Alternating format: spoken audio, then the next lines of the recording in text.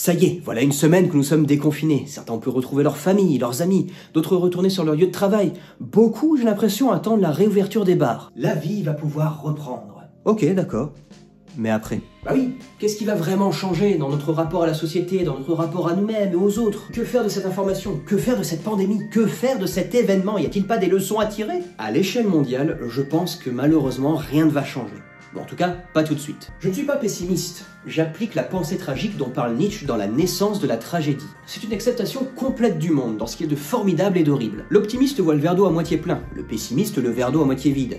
La pensée tragique invite à voir un verre d'eau. Tout d'abord, nous avons du mal à nous sentir concernés par les choses où nous ne faisons pas l'expérience directe. Il n'y a qu'à voir avec le dérèglement climatique. On nous parle de 2 degrés en plus. Dans notre imaginaire, ça reste assez abstrait. Alors que quand on a la grippe, on les sent les 2 degrés en plus. Mais par rapport à cette pandémie, la majorité de la population n'a pas fait l'expérience directe d'avoir cette maladie.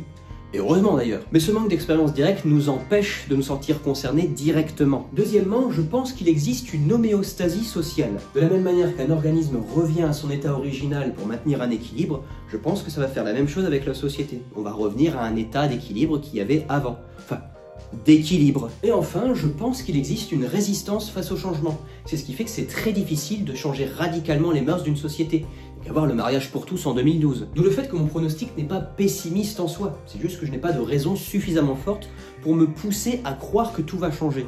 Alors que cet événement est riche d'enseignements. Tout d'abord, nous avons pris pour acquis ce colosse au pied d'argile qu'est notre société, ainsi que notre mode de fonctionnement. Le chamboulement de nos habitudes montre encore une fois que rien n'est figé, que tout peut changer, et que notre existence est d'une fragilité déconcertante. Ensuite, la suspension de l'activité humaine a engendré une diminution drastique de la pollution. Qui l'aurait cru? Donc on pourrait davantage se caler sur des cycles naturels, plutôt que de s'en affranchir totalement par la technologie. C'est pas parce que l'on peut faire quelque chose que l'on doit faire cette chose. C'est pas parce que je peux manger un sandwich Roquefort Nutella que je dois le faire. Quelle drôle d'idée. Ce qu'on peut retenir aussi, c'est que les premiers moments du confinement témoignent plutôt d'une solidarité instinctive et pas d'un égoïsme viscéral.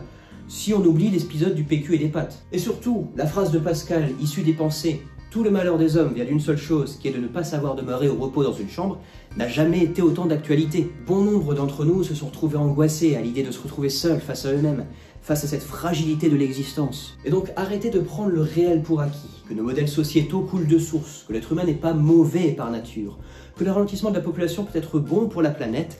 Tout ça sont des leçons à tirer de cette pandémie et de ce confinement. Donc certes, il est très difficile de changer le monde dans son entièreté, mais il est complètement possible de se changer soi. La société ne va pas se transformer en un claquement de doigts, parce qu'on n'a pas d'influence directe sur celle-ci.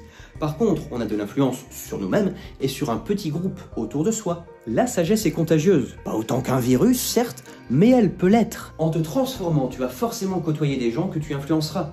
Et ça passera par tes actes. C'est un peu comme la mode. Il y a un petit groupe qui commence, qui influence des autres, qui influence des autres, qui influence des autres, et à la fin, tout le monde le fait. Je vais vous donner 2 conseils. Ça paraît peu, mais déjà c'est mieux que rien.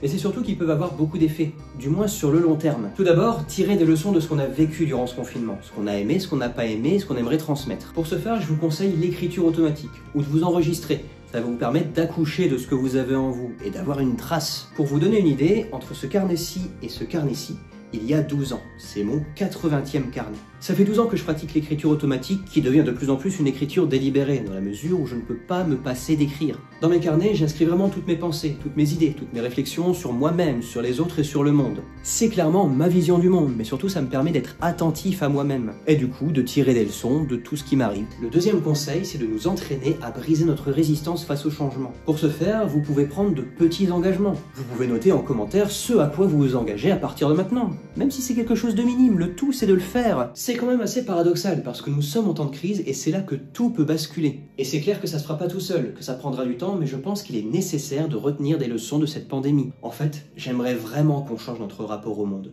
De passer du vivre dans au vivre avec. C'est la fin de cette vidéo. J'espère que ça vous a plu et surtout que ça vous a été utile. Si c'est le cas, faites-le moi savoir en commentaire. Je suis toujours curieux de vous lire. Si vous voulez aller plus loin, il y a 3 possibilités. Pour poursuivre la discussion, me poser des questions ou même simplement découvrir mon univers, ça se passe sur Instagram. Pour avoir chaque semaine des conseils pour améliorer votre vie quotidienne, ça se passe sur ma newsletter. Enfin, si vous avez un projet mais vous sentez qu'il y a un blocage et vous voulez savoir pourquoi et comment le débloquer, je vous renvoie vers mon site. Parce que c'est mon travail. J'offre toujours une session découverte pour les personnes curieuses qui veulent découvrir ma méthode de travail.